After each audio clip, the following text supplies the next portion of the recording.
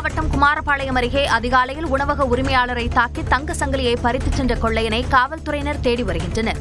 ஐயன்தோட்டம் பகுதியைச் சேர்ந்த மாதேஸ்வரன் தனது வீட்டிலேயே உணவகம் நடத்தி வருகிறார்.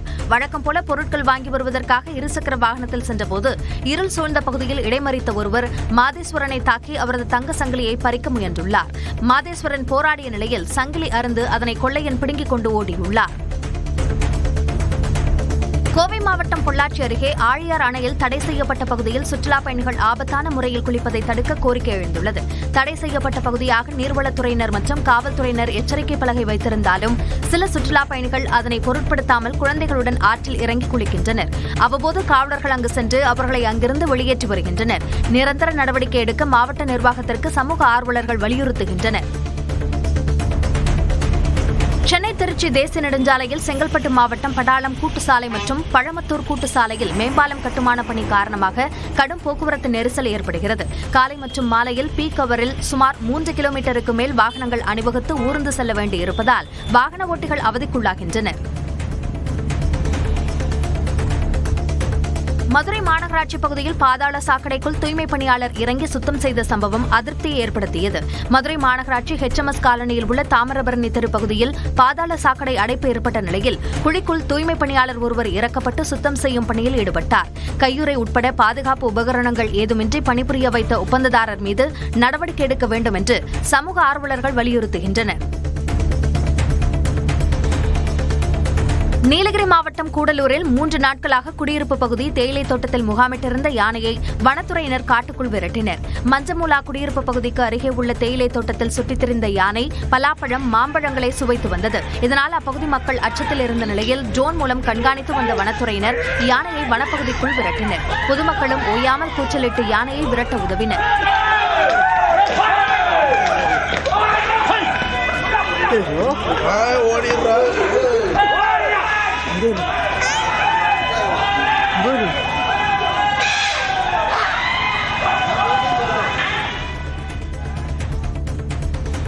திருவண்ணாமலை மாவட்டம் செங்கம் அடுத்த வளையம்பட்டு, காயம்பட்டு, நாச்சிப்பட்டு, அமர்நாத்புதூர், முத்தனூர் உள்ளிட்ட பகுதிகளில் பல்லாயிரம் ஏக்கரில் அறுவடைக்கு தயாராக இருந்த நெல்மணிகள் மழைநீரில் மூழ்கி சேதமடைந்தன. கடன் பெற்று பயிர் சாகுபடி செய்த விவசாயிகள் நஷ்டமடைந்ததால் அரசு உரிய இழப்பீடு வழங்க கோரிக்கை விடுத்துள்ளனர். வேலூர் மாவட்டம் குடியாத்தம் கோபாலபுரம் கெங்கையம்மன் கோயில் சிரசு திருவிழாவை முன்னிட்டு புஷ்ப பல்லக்கு திருவீதி உலா விமர்சையாக நடைபெற்றது. 3 புஷ்ப பல்லக்குகள் செண்டை மேளம் முழங்க நாட்டுப்புற கலை நிகழ்ச்சிகளுடன் ஊர்வலமாக வந்தன. ஆயிரக்கணக்கான பக்தர்கள் பங்கேற்று வழிபாடு நடத்தினர்.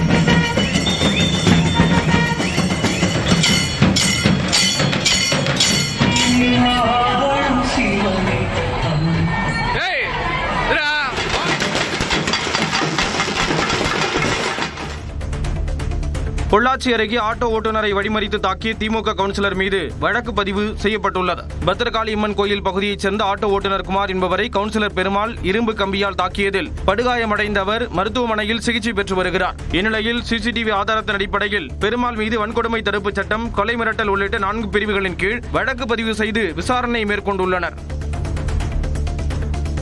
சேலம் வாழப்பாடி அருகே நண்பர்களுக்கிடையே நடந்த நீச்சல் போட்டியின் போது 17 வயது சிறுவன் ஏரியில் மூழ்கி உயிரிழந்தது சோகத்தை ஏற்படுத்தியுள்ளது. நீர்முள்ளிக்குட்டை காமராஜர் நகர் பகுதியைச் சேர்ந்த சபரிவாசன் 12ஆம் வகுப்பில் தேர்ச்சி பெற்றுள்ளார். இந்நிலையில் நண்பர்களுடன் சப்பானி குட்டையில் குளித்தபோது இக்கரையில் இருந்து அக்கறைக்கு நீச்சல் போட்டியில் ஈடுபட்டனர். அப்போது சபரிவாசன் நீரில் மூழ்கி தத்தளித்து உயிரிழந்தார். அக்கம் பக்கத்தினர் அவரது உடலை மீட்டு கரை சேர்த்தனர். அரியலூர் மாவட்டம் சிலுப்பனூர் கிராமத்தில் மாடுகளை மேய்ச்சலுக்கு அழைத்துச் சென்ற மூதாட்டி மின்சாரம் தாக்கி உயிரிழந்தார். 60 வயதான மருதாயி தனது 4 கறவை மாடுகளை மேய்ச்சலுக்கு அழைத்துச் சென்றார். நிலத்தில் மின்கம்பி அறுந்து கிடந்ததாக கூறப்படும் நிலையில் அதனை மிதித்த அவர் மின்சாரம் தாக்கி சம்பவ இடத்திலேயே உயிரிழந்தார். 4 மாடுகளில் 3 மாடுகளும் மின்சாரம் பாய்ந்து இறந்தன. தஞ்சாவூர் தென்னக பண்பாட்டு மையத்தில் சலங்கை நாதம் நிகழ்ச்சியில் கலந்து கொள்ள வந்த ஆளுநர் RN ரவியை கண்டித்து கருப்பு கொடி போராட்டம் நடைபெற்றது. நிறைவு விழாவில் கலந்து கொள்ள தஞ்சைக்கு வந்த ஆளுநரை கண்டித்து மணிக்கூண்டு எதிரே மார்க்சிஸ்ட் கம்யூனிஸ்ட் கட்சியினர் போராட்டத்தில் ஈடுபட்டனர். ஆளுநரை கண்டித்து முழக்கமிட்டு 50க்கும் மேற்பட்டோரை காவல்துறையினர் கைது செய்தனர். சேலம் கண்ணங்குறிச்சி பகுதியில் அரசு மேல்நிலைப் பள்ளியின் முன்னாள் மாணவர்கள் 45 ஆண்டுகளுக்கு பிறகு சந்திக்கும் நிகழ்ச்சி நடைபெற்றது. தங்களது குடும்பத்தினரை நண்பர்களுக்கு அறிமுகப்படுத்தி பள்ளிக்கால நினைவுகளை பகிர்ந்து மகிழ்ந்தனர். அப்போது தங்களுக்கு பாடம் நடத்திய ஆசிரியையை மீண்டும் பாடம் நடத்த வைத்து கவனித்தனர். பல ஆண்டுகளுக்கு பிறகு நண்பர்களை பார்த்து பேசியதால் அனைவரும் நெகிழ்ச்சியுடன் காணப்பட்டனர். இலங்கை போரில் உயிர் நீத்த ஈழத் தமிழர்களின் நினைவாக தஞ்சாவூர் விலார் சாலையில் அமைந்துள்ள முள்ளிவாய்க்கால் நினைவு முற்றத்தில் 16ஆம் ஆண்டு நினைவேந்தல் நிகழ்வு நடைபெற்றது. உலக தமிழர் பேரமைப்பு தலைவர் பழநெடுமாறன் உள்ளிட்ட தமிழ் ஆர்வலர்கள், பல்வேறு அமைப்புகளைச் சேர்ந்த ஏராளமானோர் கலந்து கொண்டு மெழுகுவர்த்தி ஏந்தி அஞ்சலி செலுத்தினர்.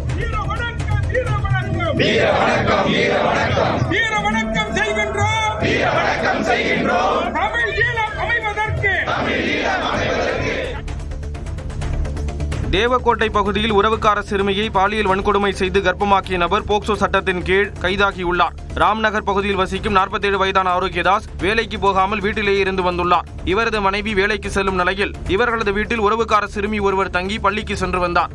சிறுமிக்கு வயிற்றுவலி ஏற்பட்டதால் மருத்துவ பரிசோதனை செய்தபோது அவர் 2 மாதம் கர்ப்பமாக இருப்பது தெரியவந்தது. இதையடுத்து ஆரோக்கியதாஸ் சிறுமியை பாலியல் துன்புறுத்தலில் ஈடுபட்டது அம்பலமானதால் அவர் கைது செய்யப்பட்டார்.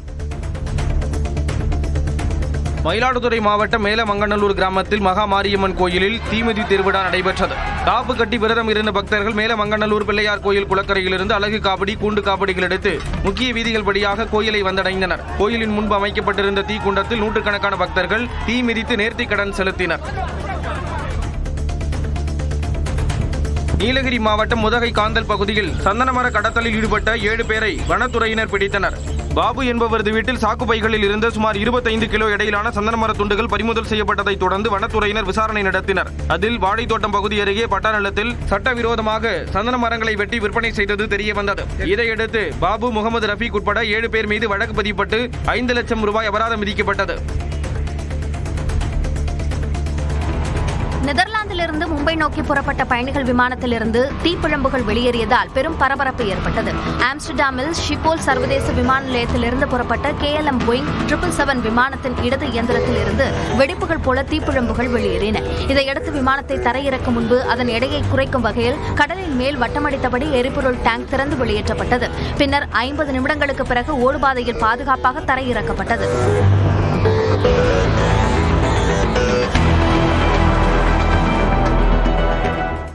சேலம் மாவட்டம் ஏற்காட்டில் ஏராளமான சுற்றுலா பயணிகள் குவிந்ததால் படகு இல்லத்தில் நீண்ட நேரம் காத்திருந்து படகு சவாரி செய்து மகிழ்ந்தனர். படகு இல்ல பூங்காவில் குழந்தைகள் விளையாடி குதூகலித்தனர். அண்ணா பூங்கா, ஏரி பூங்கா, ரோஜா தோட்டம், தாவரவியல் பூங்கா, பக்கோடா பாயிண்ட், சேர்வராயன் கோவில் போன்ற இடங்களை சுற்றி பார்த்து மகிழ்ந்தனர்.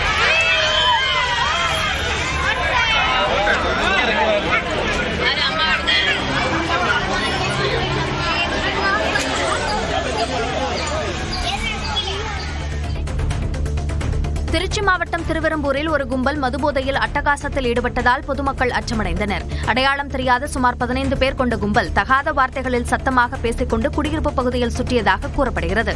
இதனை தட்டி கேட்ட சிலரை அவர்கள் ஆபாசமாக திட்டி கொலை மிரட்டல் விடுத்ததாக கூறப்படுகிறது. தகவல் அறிந்து வந்த காவலர்களை கண்டதும் அந்த கும்பல் தலைதெறிக்க ஓடிய நிலையில் 3 பேர் கைது செய்யப்பட்டனர். திருப்பத்தூர் மாவட்டம் ஆலங்காயம் காவல் நிலையம் அருகே கார் திடீரென தீப்பற்றி எரிந்ததால் பரபரப்பு ஏற்பட்டது. மீட்டூர் பகுதியைச் சேர்ந்த கந்தன் குடும்பத்துடன் சென்றபோது காரின் முன்பகுதியில் புகை வந்ததும் அனைவரும் வெளியேறினர். தொடர்ந்து தீப்பிடித்து மளமளவென பரவி எரிந்த நிலையில் அருகே இருந்தவர்கள் தீயை அணைக்க முயன்றனர். பின்னர் தீயணைப்புத் துறையினர் தீயை அணைத்த நிலையில் காரின் முன்பக்கம் முழுமையாக சேதமானது.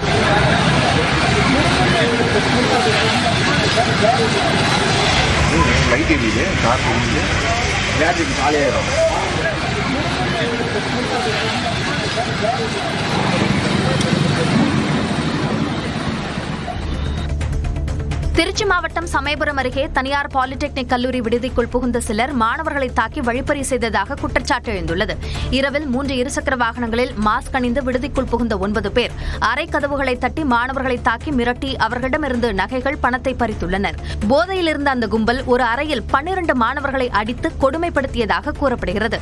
மாணவர்களின் உடைகள், காலணிகள், செல்போன்கள் உள்ளிட்டவற்றையும் திருடிக் கொண்டு தப்பிய கும்பல் குறித்து காவல்துறையினர் விசாரணை நடத்தி வருகின்றனர். நீலகிரி மாவட்டம் கோத்தகிரி அருகே உள்ள ஓரசோலை கிராமத்திற்குள் புகுந்த சிறுத்தை காட்டுப்பன்றிகளை துரத்தி வேட்டையாட முயன்றது. காட்டுப்பன்றிகள் சிறுத்தையிடம் சிக்காமல் அங்கிருந்து ஓட்டம் பிடித்தன. இதனால் அச்சமடைந்துள்ள மக்கள் சிறுத்தையை கூண்டு வைத்து பிடிக்க வனத்துறையினர் நடவடிக்கை மேற்கொள்ள வேண்டும் என கோரிக்கை விடுத்துள்ளனர்.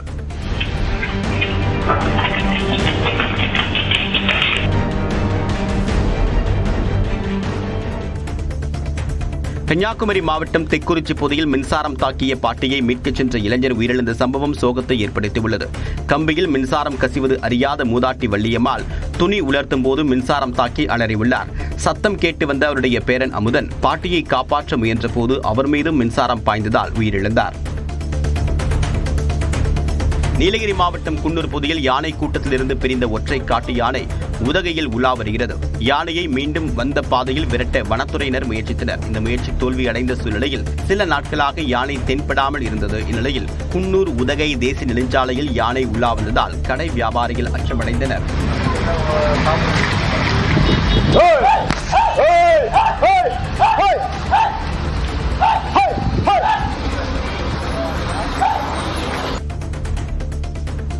இந்திய தேர்தல் ஆணையம் நடத்தக்கூடிய வாக்குச்சாவடி முகவர்கள் பயிற்சியில் பங்கேற்க விடுதலை சிறுத்தைகள் கட்சிக்கு அழைப்பு விடுக்கப்பட்டுள்ளது. டெல்லியில் வரக்கூடிய 22 மற்றும் 23 ஆகிய தேதிகளில் வாக்குச்சாவடி முகவர்கள் பயிற்சி நடைபெறவுள்ளது. இந்த பயிற்சியில் பங்கேற்க தேர்தல் ஆணையத்தால் அங்கீகாரம் பெற்ற விடுதலை சிறுத்தைகள் கட்சிக்கு முதல் முறையாக அழைப்பு விடுக்கப்பட்டுள்ளது. இந்த பயிற்சியில் விடுதலை சிறுத்தைகள் கட்சியைச் சேர்ந்த 30 நிர்வாகிகள் பங்கேற்க உள்ளனர். சென்னை திருவெற்றியூர் விம்கோ நகரில் மக்கள் மருந்தகம் பூட்டை உடைத்து 30,000 ரூபாய் பணத்தை மர்ம நபர்கள் திருடிச் சென்றுள்ளனர். முதலில் மல்லிகை கடை பூட்டை உடைக்க முயன்றவர்கள் அதை உடைக்க முடியாதால் அருகில் இருந்த மருந்தகத்தில் கைவரிசை காட்டியுள்ளனர். இந்நிலையில் இருசக்கர வாகனத்தில் வந்த மர்ம நபர்கள் திருடிச் செல்லக்கூடிய சிசிடிவி காட்சிகள் வெளியாகியுள்ளன.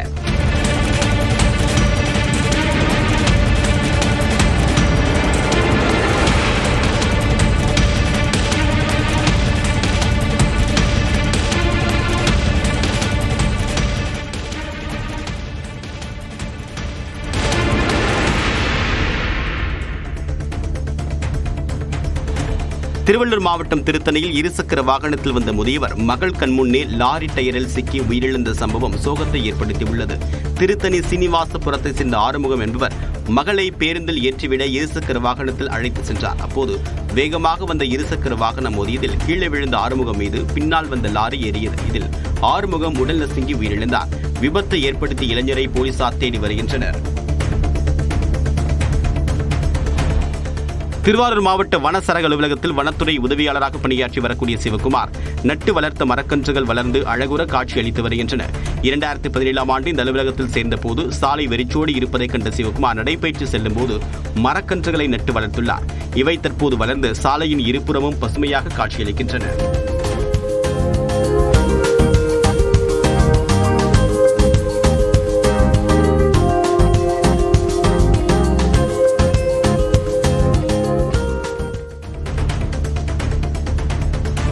மயிலாடுதுறை மாவட்டம் சீர்காழி அருகே சீர்வரிசையை லாரியில் எடுத்து சென்ற தாய்மாமன் ஊர் மக்களை வியப்பில் ஆழ்த்தியுள்ளார். புத்தூர் கிராமத்தை சேர்ந்த சத்தியமூர்த்தி ஜனனி தம்பதியின் மகளுக்கு மஞ்சள் நீராட்டு விழா நடைபெற்றது. இதற்காக அவருடைய தாய்மாமன் ஜெகன் பல்வேறு பழ வகைகளுடன் 101 தட்டுகளில் சீர்வரிசையை பிரம்மாண்டமாக லாரியில் கொண்டு சென்று அசத்தினார்.